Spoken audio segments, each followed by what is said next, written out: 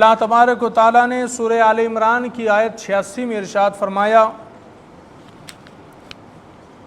کیف یہدی اللہ قوما کفروا بعد ایمانہم، اللہ اسی قوم کو کیسے ہدایت دے گا جنہوں نے ایمان کے بعد کفر کو اختیار کیا۔ یعنی کہ وہ لوگ چاہے یہودی ہو یا نصرانی ہو، اللہ تبارک و تعالیٰ فرماتا ہے کہ ان کو کیوں کر ہدایت ملیں گی جنہوں نے ایمان کے بعد کفر کو اختیار کیا۔ اس لیے کہ یہودیوں نے حضرت موسیٰ علیہ السلام کا کلمہ پڑھا اور ایمان قبول کیا، اور پھر اس کے بعد جب حضرت عیسیٰ علیہ السلام آئے تو یہودیوں نے ان کا انکار کیا اور ان کے قتل کا منصوبہ بنایا۔ تو نہ یہودیوں نے حضرت عیسیٰ کو مانا اور نہ ہی یہودیوں نے حضرت عیسیٰ پر اترنے والی کتاب کو مانا، تو انہوں نے کفر کیا۔ اور اسی طرح عیسائیوں کا بھی معاملہ کہ انہوں نے حضرت عیسیٰ کا کلمہ تو پڑھا، لیکن جب ہمارے نبی تشریف لائے تو انہوں نے اس کا انکار کر دیا۔ تو اللہ نے فرمایا کہ اللہ کیوں کر ان لوگوں کو ہدایت دے گا، اس قوم کو کہ جنہوں نے ایمان کے بعد کفر کو اختیار کیا، جنہوں نے نور کے بعد ظلمت کو اختیار کیا، جنہوں نے اجالے کے بعد اندھیرے کو قبول کیا، اللہ کیوں ایسے لوگوں کو ہدایت دے گا؟ یہ پہلے ایمان والے تھے لیکن بعد میں کافر ہو گئے، بعد میں منکر ہو گئے۔ تو یہاں دونوں کا ذکر ہے، یہودیوں کا بھی عیسائیوں کا بھی، کہ انہوں نے ایمان کے بعد میں کفر کو اختیار کیا۔ حالانکہ حضرت عبداللہ بن عباس رضی اللہ تعالیٰ عنہ سے روایت ہے، حضرت عبداللہ بن عباس رضی اللہ تعالیٰ عنہ فرماتے ہیں کہ یہ آیت یہودیوں اور نصرانیوں کے بارے میں نازل ہوئی، اس لیے کہ جب تک ہمارے نبی پیدا نہیں ہوئے تھے، تشریف نہیں لائے تھے، اعلان نہیں کیا تھا نبوت کا، اس وقت تک یہودی بھی، اس وقت تک عیسائی بھی اعلان کرتے تھے اور کہتے تھے کہ آخری نبی آنے والے ہیں، آخری رسول آنے والے ہیں، لوگوں کو خوشخبری دیتے تھے ہمارے نبی کے آنے کی، لوگوں کو بشارت دیتے تھے ہمارے نبی کے آنے کی۔ حتیٰ کہ یہودیوں عیسائیوں کا یہ طریقہ تھا کہ جب تک ہمارے نبی تشریف نہیں لائے تھے وہ ہمارے نبی کے وسیلے سے اللہ کی بارگاہ میں دعائیں کیا کرتے تھے، اس لیے کہ وہ جانتے تھے جو آخری رسول آنے والا ہے وہ اللہ کا ایسا محبوب ہے کہ اس کا بھی نام لے کر جو دعا کر لی جائیں گی اللہ قبول فرما لیتا ہے۔ وہ جانتے تھے ہمارے نبی کا نام کتنا افضل ہے، کتنا اعلیٰ ہے، کہ وہ بنی اسرائیل والے جنہوں نے بعد میں نبی کا انکار کیا، لیکن پہلے تو وہ ہمارے نبی کے نام سے کے وسیلے سے دعائیں کیا کرتے تھے۔ وہ جانتے تھے اس نام کی اہمیت کو، وہ جانتے تھے اس نام کی فضیلت کو۔ یہ کوئی چھوٹا موٹا نام تو نہیں ہے، اللہ کے محبوب کا نام ہے۔ اور شاعر نے کہا یہ نام کوئی کام بگڑنے نہیں دیتا، بگڑے بھی بنا دیتا ہے سب نام محمد۔ تو وہ جانتے تھے کہ اس نام کی کیا اہمیت ہے، کیا فضیلت ہے۔ تو حضرت عباس فرماتے کہ وہ تو پہلے ہمارے نبی کے نام کے وسیلے سے دعائیں مانگا کرتے تھے، ہمارے نبی کے طفیل، فتح و کامیابی مانگا کرتے تھے، لیکن وہ رسول جس کی بشارت وہ دے رہے تھے اور جس کے آنے کی خوشخبریاں لوگوں کو سنا رہے تھے، جب وہ رسول تشریف لائے تو انہوں نے وہ نبی کا انکار کر دیا، وہ کہا انہوں نے ہمارے نبی کو نہیں مانا، تو ایمان کے بعد کفر کی طرف پلٹ گئے وہ۔ تو اللہ نے فرمایا اللہ اسی قوم کو کیوں ہدایت دے گا جو ایمان کے بعد انہوں نے کفر کو اختیار کر لیا۔ پھر آگے دیکھیے کیا فرمایا، وَشَهِدُوا أَنَّ الرَّسُولَ حَقٌّ وَجَاءَهُمُ الْبَيِّنَاتُ، اور وہ اس بات کی گواہی دے چکے تھے کہ یہ رسول سچا ہے اور ان لوگوں کے پاس نشانیاں بھی آ چکی تھیں، یعنی کہ انہوں نے خود گواہی دی تھی کہ جو نبی آنے والے ہیں وہ سچے رسول ہے، آخری رسول ہے۔ انہوں نے خود کہا تھا کہ جو آخری رسول آنے والے ہیں وہ مکہ میں پیدا ہوگے اور مدینہ میں ان کی آخری آرمگاہ ہوگی۔ انہوں نے پہلے بتا دیا تھا کہ جو رسول آنے والے ہیں ان کا نام آسمان پر احمد ہوگا، زمین پر محمد ہوگا۔ یہ ساری نشانیاں ان کے پاس تھی، یہ ساری صفتیں جو ہمارے نبی کے اندر پائی جاتی وہ تمام ان کی کتابوں میں موجود تھی۔ تو سب کچھ جانتے بوجھتے ہوئے انہوں نے نبی کا انکار کر دیا۔ تو اللہ نے فرمایا کہ ان کو کیوں ہدایت دیں ہم کہ جنہوں نے جان بوجھ کر کے میرے نبی کا انکار کیا۔ اگر ان کے پاس علم نہیں ہوتا اور انکار کرتے تو ان کو ہدایت مل جاتی۔ کسی چیز کا علم نہیں تھا اور اس وجہ سے کسی چیز کا انکار کر رہے تھے تو ان کو اللہ علم دیتا، ہدایت دے دیتا۔ لیکن چونکہ وہ تو جانتے تھے نا، ان کو تو پتا تھا کہ یہ آخری رسول بھی ہے، سچے رسول بھی ہے، کیونکہ بھلے ہی عوام میں وہ یہ بات نہیں کرتے تھے، لیکن جب آپس میں ان کے علماء بیٹھتے تھے تو وہ کہتے تھے کہ ہم بھلے انکار کر لیں لیکن جو جو نشانیاں آخری نبی میں پائی جاتی ہیں وہ سب محمد رسول اللہ میں موجود ہے۔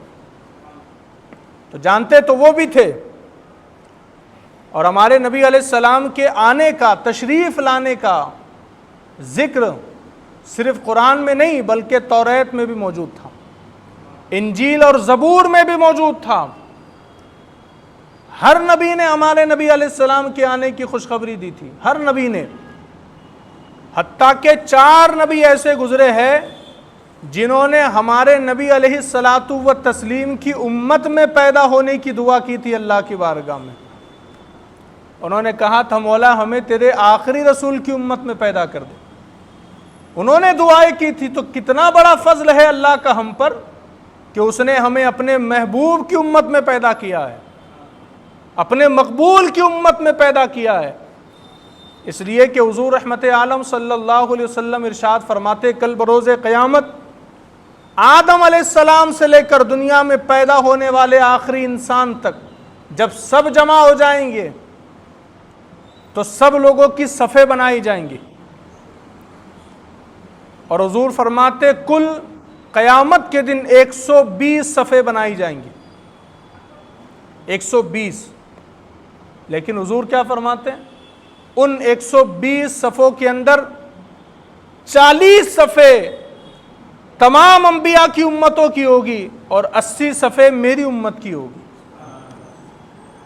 تو وہ نبی کے آنے کا تذکرہ تو ہر نبی نے کیا، ہر نبی نے کہا کہ کوئی آنے والا ہے، وہ آخری رسول آنے والا ہے، ہر نبی نے ان کا تذکرہ کیا، اور جانتے بھی تھے یہودی اور عیسائی کہ وہ سچا رسول آنے والا ہے، انہوں نے پہچان بھی لیا تھا، لیکن چونکہ اپنی روزی روٹی کا معاملہ تھا تو انہوں نے انکار کر دیا۔ بلکہ میں آپ کو بتاؤں 2 شخص ایسے بھی تھے کہ جو جانتے تھے کہ یہ اللہ کی آخری رسول ہے، سچے رسول ہے، تو جب ان سے کسی نے کہا کہ جب تم یہ چیز جانتے ہو کہ یہ اللہ کے سچے رسول ہے تو مانتے کیوں نہیں؟ تو ان 2 لوگوں نے کہا تھا جو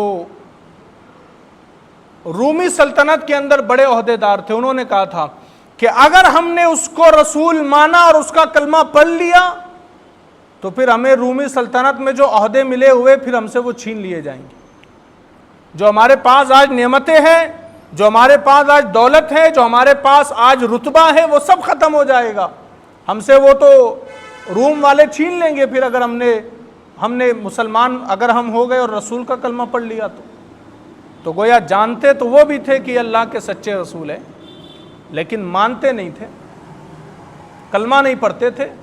تو اللہ نے فرمایا کہ ان کو کیوں ہدایت دی جائیں گی، حالانکہ وہ گواہی بھی دے چکے تھے کہ یہ سچے رسول ہے اور ان کے پاس تو نشانیاں بھی موجود تھی۔ اور آگے فرمایا واللہ لا یہدی القوم الظالمین، اور اللہ ظالموں کو ہدایت نہیں دیتا، ظالموں کو ہدایت نہیں دیتا، جنہوں نے خود اپنے آپ پر ظلم کیا، اپنے اوپر ظلم کیا، اللہ ان کو ہدایت نہیں دیتا۔ اور اس آیت سے ہم کو یہ بھی پتہ چلتا ہے کہ اگر کوئی انسان سچائی کو جانتا ہو لیکن اگر وہ قبول کرنا ہی نہیں چاہتا تو پوری دنیا مل کر بھی اگر اس کو سمجھائیں گی تو وہ سچائی کو قبول نہیں کرے گا۔ کیونکہ جس انسان کے پاس علم نہیں ہوگا اسی انسان کو آپ سمجھا پاؤں گے، کچھ اس کو بتاؤں گے تو وہ مان لے گا، لیکن جس کو پہلے سے پتا ہے لیکن وہ ماننا نہیں چاہتا تو آپ اس کے سامنے سر پھوڑ لو، وہ کبھی مانے گا نہیں آپ کی بات۔ تو جو انسان کو سچائی پہلے سے پتا ہو اور وہ ماننے کو تیار نہیں، اس کو کیا سمجھایا جائے گا؟ تو اللہ نے فرمایا یہ تو ظالم ہے، انہوں نے خود اپنے آپ پر ظلم کیا، ان کو لگ رہا ہے کہ ہم نے بڑا کام کر دیا، دنیا کا عہدہ حاصل کر لیا، لیکن نہیں، قیامت کے دن پتہ چلے گا کہ تمہیں وہ عہدہ زیادہ عزیز تھا یا تمہارے لیے مسلمان ہونا زیادہ بہتر تھا۔ یہ جو ہمارے پاس ایمان کی دولت ہے، اسلام کی نعمت ہے، یہ کوئی معمولی چیز نہیں ہے۔ بڑے بڑے بادشاہوں کو اللہ نے یہ نعمت نہیں دی ہے جو اللہ نے مسلمانوں کو ایمان کی دولت عطا کی ہے۔ ان کے پاس سلطنتیں ہوگی، ان کے پاس بادشاہیت ہوگی، ان کے پاس حکومتیں ہوگی، ان کے پاس دولت ہوگی، لیکن ہمارے پاس ایمان کی طاقت ہے، ایمان کی نعمت ہے، اور یہ بہت بڑی چیز ہے ایمان۔ ابھی آئے گا اس کا آگے تذکرہ۔ پھر دیکھیے اللہ نے سورہ آل عمران کی آیت 87 میں ارشاد فرمایا اولئک جزاؤہم ان علیہم لعنت اللہ والملائکۃ والناس اجمعین، یہی وہ لوگ ہیں جن کا بدلہ یہ ہے کہ ان پر اللہ کی اور فرشتوں کی اور انسانوں سب کی لعنت ہے۔ یہی وہ لوگ ہیں، کون لوگ؟ جنہوں نے کفر کیا، جو جانتے ہوئے بھی نہیں مانتے رسول کو، جو پہچانتے تو ہے رسول کو لیکن ماننا نہیں چاہتے۔ اللہ نے فرمایا یہی وہ لوگ ہیں جن پر اللہ کی بھی، اس کے فرشتوں کی بھی اور سارے انسانوں کی لعنت ہے۔ اس سے پہلے جب لعنت کا تذکرہ ہوا تھا تو میں نے کہا تھا کہ اس کو میں پھر کبھی ایکسپلین کروں گا جب وقت رہے گا، حالانکہ وقت تو ہمیشہ ہی تنگ ہوتا ہے، لیکن یہاں پر ایک چھوٹی سی میں آپ کو اس کے تعلق سے بتا دیتا ہوں۔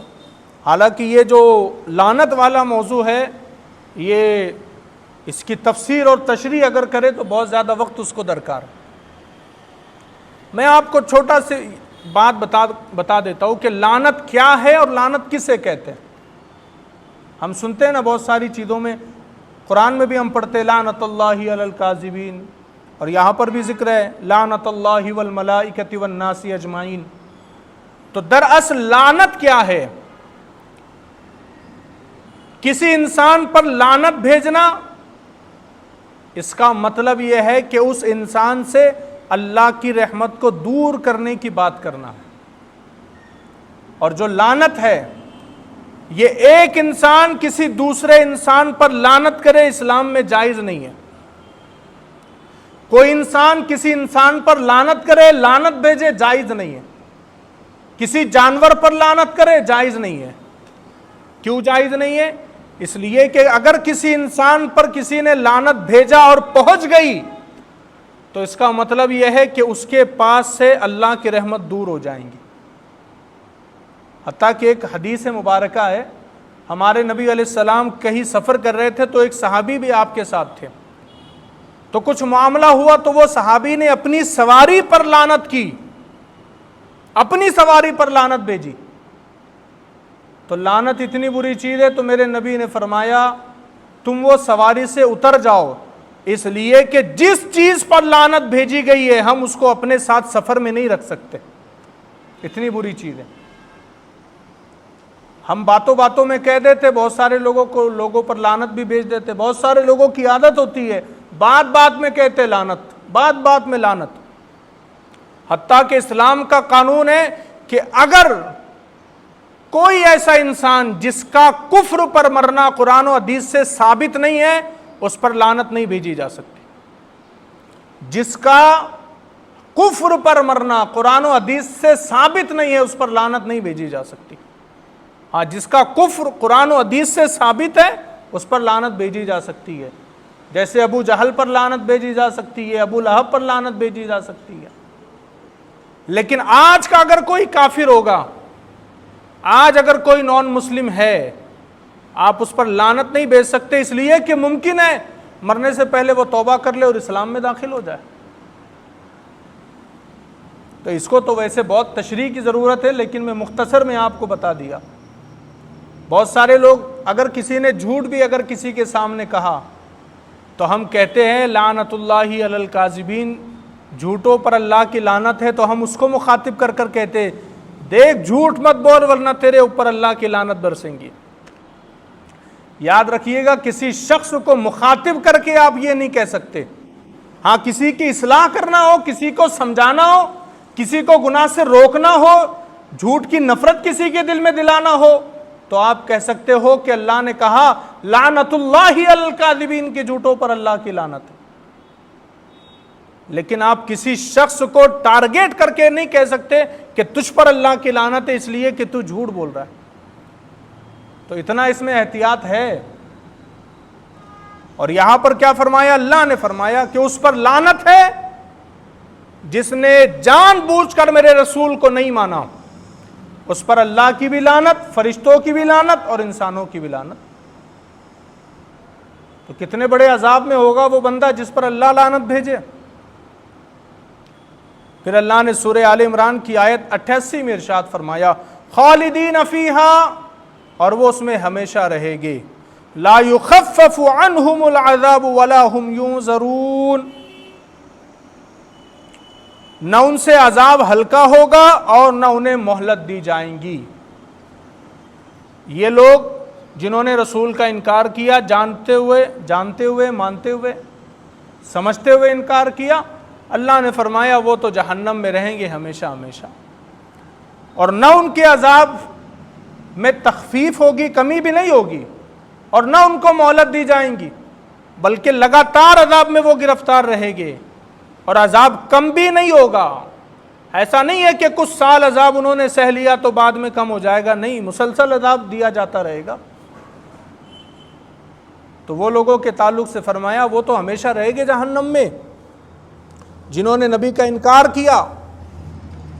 پھر آگے اللہ ارشاد فرماتا ہے سورہ آل عمران کی آیت 90 میں الا الذین تابوا من بعد ذلک واصلحوا، سوائے ان لوگوں کے جنہوں نے کفر کے بعد توبہ کر لی اور اپنی اصلاح کر لی۔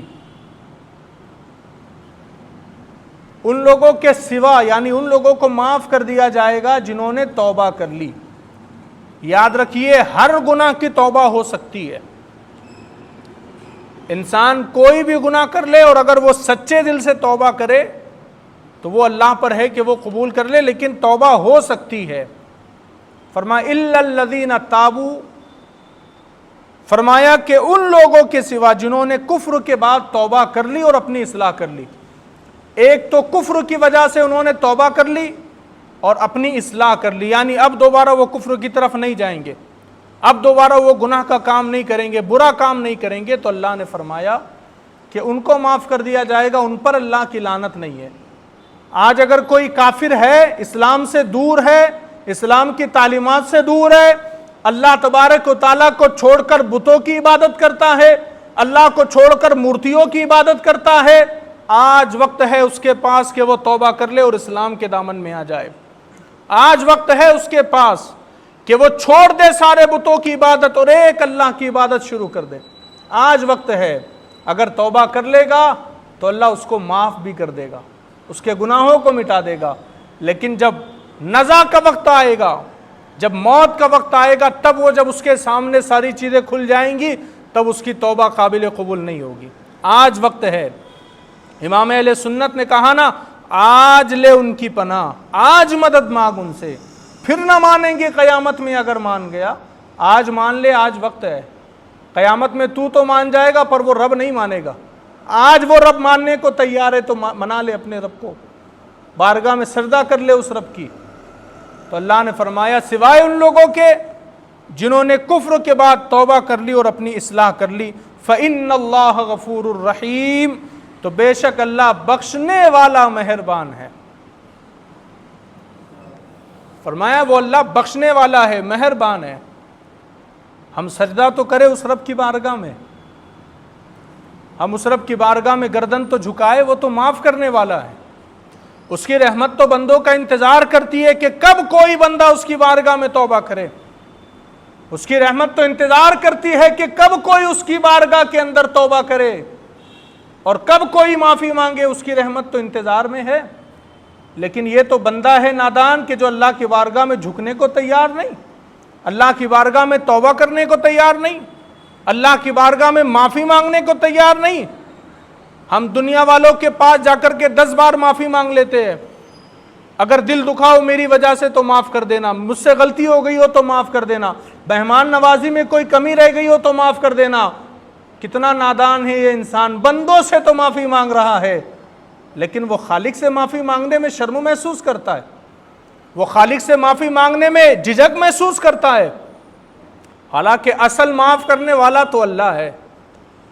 تو آج وقت ہے اس کی بارگاہ میں توبہ کر لو، کتنا بڑا گناہ ہم سے ہو گیا ہو، کتنا بڑا جرم ہم سے ہو گیا، سچے دل سے توبہ کر لو، اللہ معاف کر دے گا، اس لیے کہ فَإِنَّ اللَّهَ غَفُورٌ الرحیم، بے شک اللہ بخشنے والا مہربان ہے، وہ تو معاف کرنے والا ہے۔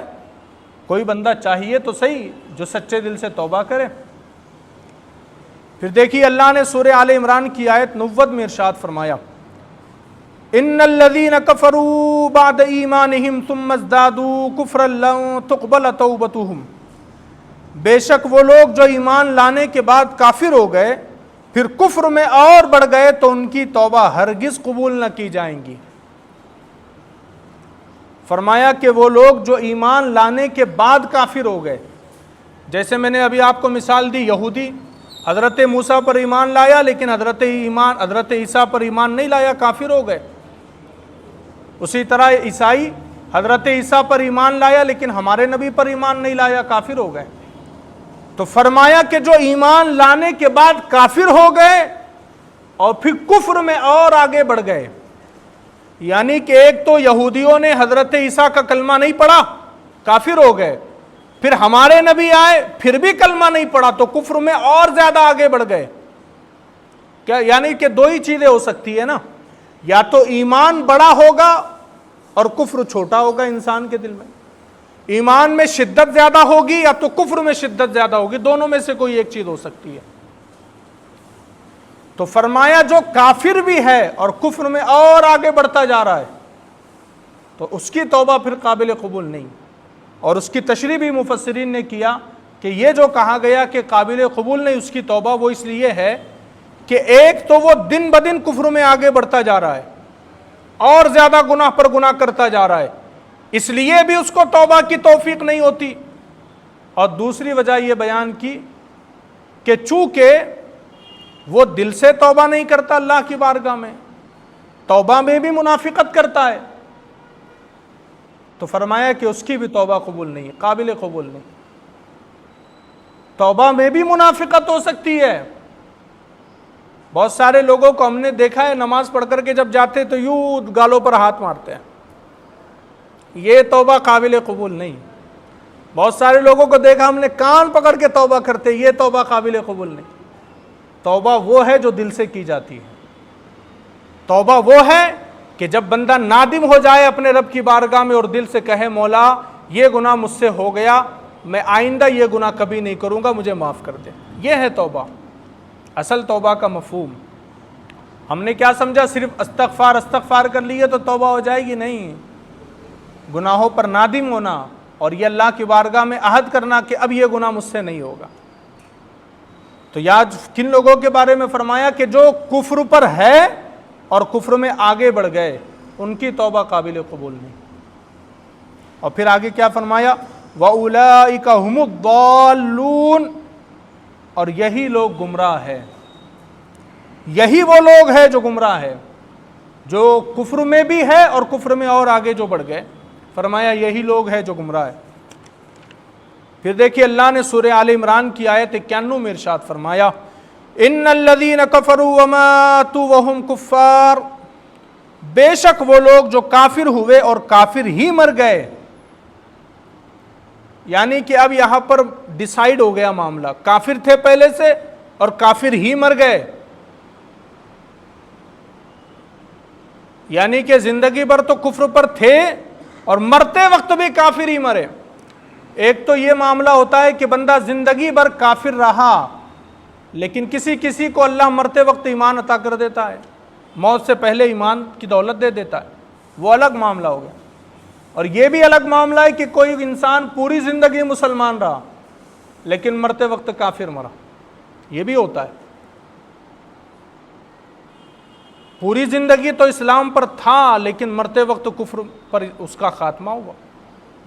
اسی لیے تو آپ دیکھیے ہمارے بڑے بڑے بزرگان دین جو ہے تو وہ اللہ کی بارگاہ میں توبہ کرتے تھے اور کہتے تھے مولا ایمان پر خاتمہ عطا فرما.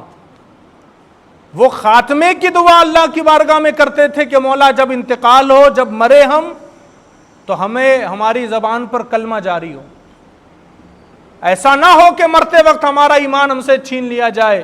آپ کو بتاؤں میں، جب انسان پر نزع کا وقت آتا ہے نا، جب موت کا وقت اس پر آتا ہے، تو حدیث مبارکہ میں ہے موت کے وقت انسان کو ایسی پیاس لگتی ہے، اتنی شدت کی پیاس لگتی ہے کہ اگر اس بندے کو 7 سمندر کا پانی بھی پلا دیا جائے تب بھی اس کی پیاس نہیں بجھ سکتی. ایسی شدت کی پیاس نزع کے وقت بندے کو لگتی ہے. مرنے کا وقت ہے اور پیاس لگی ہے، گلا سوکھ رہا ہے، 7 سمندر کا پانی بھی اگر پلا دیا جائے نا تب بھی اس کی پیاس نہیں بجھ سکتی، اتنی شدت کی پیاس لگتی ہے. اور ایسے وقت میں شیطان آتا ہے پانی کا پیالہ لے کر اور آ کر کے اس کو کہتا ہے پانی چاہیے، میں تجھے پانی پلاؤں گا، بس ایک مرتبہ تو مجھے خدا مان لے. شیطان کہتا ہے میں تجھے پانی پلاؤں گا، بس ایک مرتبہ تو مجھے خدا مان لے، مجھے خدا کہہ دے، میں تجھے پانی پیش کر دوں گا. اب جس کا ایمان کمزور ہوگا وہ شیطان کو خدا مانے گا، وہ کہہ دے گا ہاں تو میرا خدا ہے اور کافر ہو جائے گا. لیکن جس کا ایمان مضبوط ہوگا نا تو وہ شیطان کو بھی نہیں مانے گا اور کہے گا مجھے تیرے پانی کی بھی ضرورت نہیں ہے. تو مرتے وقت خاتمہ جو ہے ایمان پر ہونا یہ سب سے زیادہ ضروری ہے. حتیٰ کہ حضرت یوسف بن اسباط رضی اللہ تعالیٰ فرماتے ہیں کہ ایک مرتبہ میں حضرت سفیان ثوری کے پاس گیا تو دیکھا تو وہ زار و قطار رو رہے تھے، اللہ کی بارگاہ میں گڑ گڑا رہے تھے، مغفرت کی دعائیں کر رہے تھے. جب ان کی دعائیں ختم ہو گئی تو میں نے ان سے پوچھا کہ کیا بات ہے، آپ اپنے گناہوں پر اتنے نادم ہیں، اتنی دعائیں آپ کر رہے ہیں اپنے گناہوں کی وجہ سے، اپنے گناہوں کی معافی مانگ رہے ہو؟ حضرت سفیان ثوری فرماتے ہیں کہا یہ جو میں گڑ گڑا رہا تھا، رو رہا تھا، معافی مانگ رہا تھا، اپنے گناہوں کے لیے نہیں مانگ رہا تھا، اپنے گناہوں کی توبہ کے لیے نہیں مانگ رہا تھا. کہا پھر آپ کیوں رو رہے تھے؟ کہا میں تو اس لیے رو رہا تھا اللہ کی بارگاہ میں کہ اللہ کہیں ایسا نہ ہو کہ مرتے وقت سفیان ثوری سے اس کا ایمان چھین لیا جائے. میں تو دعا کر رہا تھا مولا سفیان ثوری کو مرتے وقت ایمان پر موت عطا کرنا، میں تو یہ دعا کر رہا تھا اور اس لیے رو رہا تھا. کہا گناہوں کے لیے آپ معافی نہیں مانگ رہے تھے؟ حضرت سفیان ثوری فرماتے یہ گناہوں کی حیثیت کیا ہے میرے رب کی بارگاہ میں، یہ تو اس کی حیثیت تو تنکے سے بھی کم ہے. میں اپنے گناہوں کی وجہ سے نہیں رو رہا تھا، اس لیے رو رہا تھا کہ مولا کاش سفیان ثوری کو مرتے وقت ایمان پر موت عطا کر دے. تو اتنی اہم چیز ہے. تو اللہ نے تو فرمایا ان الذین کفروا وماتوا وهم کفار، بے شک وہ لوگ جو کافر ہوئے اور کافر ہی مر گئے. آگے کیا فرمایا؟ فَلَن يُقْبَلَ مِنْ أَحَدِهِمْ مِلْءُ الْأَرْضِ ذَهَبًا وَلَوِ افْتَدَىٰ بِهِ، ان میں سے کوئی اگرچہ اپنی جان چھڑانے کے بدلے میں پوری زمین کے برابر بھی سونا دے تو ہرگز اس سے قبول نہ کیا جائے. اگر کوئی کافر مر گیا، حالانکہ یہ بات ممکن نہیں ہے لیکن سمجھانے کے لیے بتائی گئی، اگر کوئی کفر پر مرا اور وہ اپنی جان کو چھڑانے کے لیے، جہنم سے بچنے کے لیے پوری زمین کے برابر بھی اگر وہ سونا لا کر کے اللہ کی بارگاہ میں دے دے گا اور کہے گا مولا یہ سونا لے لے اور میری جان بخش دے، تو اللہ فرماتا ہے پھر بھی اس کا سونا ہرگز قبول نہیں کیا جائے. حالانکہ یہ بات ممکن نہیں ہے، مرنے کے بعد انسان سونا کہاں سے لائے گا، لیکن یہ سمجھانے کے لیے کہ اگر کفر پر مرا تو سونا بھی اگر اس کے پاس ہوگا وہ بھی اس کی جان نہیں بچا پائے گا، وہ بھی اس کی جان کو جہنم سے آزاد نہیں کر پائے گا. اور پھر آگے کیا فرمایا؟ اولئک لہم عذاب علیم وما لہم من ناصرین، ان کے لیے دردناک عذاب ہے اور ان کا کوئی مددگار نہیں ہوگا. دردناک عذاب ہے ان لوگوں کے لیے جو کفر پر مرے اور فرمایا ان کا کوئی مددگار نہیں ہوگا، کوئی ان کی مدد کے لیے نہیں پہنچ، حتیٰ کہ کوئی نبی بھی کسی کافر کی سفارش یا شفاعت نہیں کر سکتا۔ اگر کوئی کافر ہے اس کی سفارش نہیں کی جا سکتی، ہاں اگر کوئی مومن ہے گنہگار ہے اس کی سفارش ہو سکتی ہے، لیکن اگر کوئی کافر ہے اس کی سفارش نہیں ہو سکتی۔ تو ہمیں سب سے زیادہ توجہ اس بات پر دینا چاہیے کہ اللہ مرتے وقت ہمارا خاتمہ ایمان پر فرما۔ سب سے اہم چیز یہ ہے کم از کم دنیا سے جاتے جاتے ایمان ہمارا سلامت رہے۔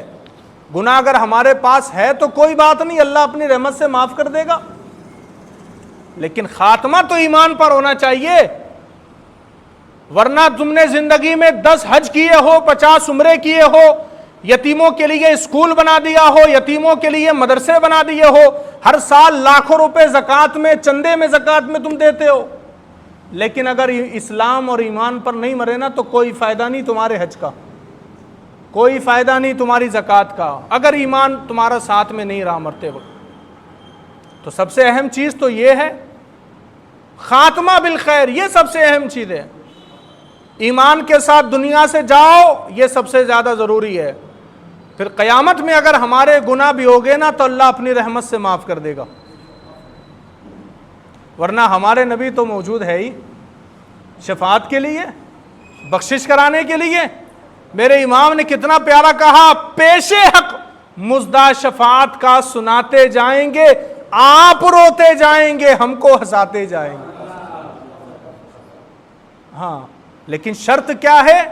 دنیا سے جب جاؤ تو ایمان ہمارا سلامت ہو، زبان پر کلمہ ہو، یہ شرط ہے، یہ ضروری ہے۔ تو اللہ نے فرمایا قرآن مقدس میں کہ وہ لوگ جو کفر پر مرے ان کے لیے کوئی چیز ان کی پھر بخشش کے لیے قبول نہیں کی جائیں گی۔ تو ہمیں چاہیے کہ ہم کوشش کریں کس چیز کے بارے میں کہ ہمارا ایمان مرتے وقت سلامت رہے۔ اور کچھ چیزیں ہیں جن کے تعلق سے میں آپ کو بتا دیتا ہوں، 2 باتیں بتا دیتا ہوں۔ حدیث مبارکہ کا مفہوم ہے کہ جو بندہ اذان کے دوران گفتگو کرتا ہے تو حضور فرماتے ڈر ہے کہ اس کا خاتمہ ایمان پر نہیں ہوگا۔ اور ہمارا حال کیا ہے؟ اذان ہوتی ہے تو ہمارے گھر کے اندر ٹی وی چلتی رہتی ہے، بس اس کا آواز میوٹ کر دیتے ہم، ادب و احترام نہیں کرتے۔ کتنی بڑی بات ہے۔ تو ہمیں اس چیز کا خیال رکھنا چاہیے، ان چیزوں سے بچتے رہیں گے تو انشاءاللہ ایمان پر جائیں گے دنیا سے انشاءاللہ۔ اور یہاں پر ہمارا درس ختم ہوتا ہے، اور مسرت اور خوشی والی بات یہ ہمارے اور آپ کے لیے یہ ہے کہ الحمدللہ 2 سال پہلے عرس رضوی کے موقع پر جو ہم نے یہ تسلسل کے ساتھ سیریز وائز جو ہم نے درس قرآن شروع کیا تھا، آج اس کو الحمدللہ 2 سال مکمل ہو گئے۔ 2 سال سے الحمدللہ ہم یہ درس قرآن مسلسل تسلسل کے ساتھ کر رہے، آیت بائے آیت کر رہے، اور اس کو 2 سال مکمل ہو گئے۔ اور اسی کے ساتھ ساتھ الحمدللہ آج قرآن مقدس کی تفسیر کے 3 پارے بھی مکمل ہو گئے۔ 2 سال میں 3 پارے ہمارے مکمل ہوئے ہیں۔ تو یہ ہمارے لیے خوش نصیبی کی بات ہے، اللہ نے ہم کو موقع دیا، ہم سنا رہے، آپ سن رہے قرآن کی تفسیر، یہ اللہ کا بڑا فضل ہے ہمارے لیے۔ تو یہ آج ہمارے لیے بڑی خصوصیت کی بات ہے اور خوشخبری کی بات ہے۔ ہم اللہ کی بارگاہ میں دعا کرتے، مولا ہمیں پورے قرآن کی تفسیر سننے اور سنانے کا موقع عطا فرما، ہمیں پورے قرآن کی تفسیر کو سمجھنے کا موقع عطا فرما اور اس پر عمل کرنے کا موقع عطا فرما۔ اللہ کی بارگاہ میں دعا ہے کہ وہ ہم تمام کی ان باتوں کو قبول فرمائے۔ ایک اعلان سماعت فرمائے۔ عالمی تحریک سنی دعوت اسلامی کے زیر اہتمام چلنے والے مکاتب اسلامیات کی دستار بندی، یعنی کہ ایک مکتب اسلامیات جو عشاء کی نماز کے بعد کالی مسجد میں نوجوانوں کا چلتا ہے، الحمدللہ اس مکتب میں ایک نوجوان بچے نے صرف روزانہ 1 سے 1.5 گھنٹہ دے کر کے اس نے اسی مکتب کے اندر پورا قرآن حفظ کر لیا، پورا قرآن یاد کر لیا الحمدللہ۔ اور اسی بچے کی دستار حفظ انشاءاللہ اس بدھ کے دن یعنی کہ 20 اگست 25 سفر المظفر کو بعد نماز عشاء انشاءاللہ مسجد بلال درگاہ حضرت پیر غیب صاحب یعنی اسی مسجد میں انشاءاللہ وہ دستار بندی کا پروگرام رہے گا، اور جس میں خصوصی طور پر بیان کرنے کے لیے ممبئی سے تشریف لا رہے حضرت مولانا صادق رضوی صاحب قبلہ جو کہ ممبئی سے تشریف لا رہے، تو آپ تمامی حضرات سے گزارش ہے مکتب اسلامیات کی جشن دستار بندی میں آپ تمام خود بھی شرکت کرے اور دوسروں کو بھی اس کی دعوت کو عام کرے۔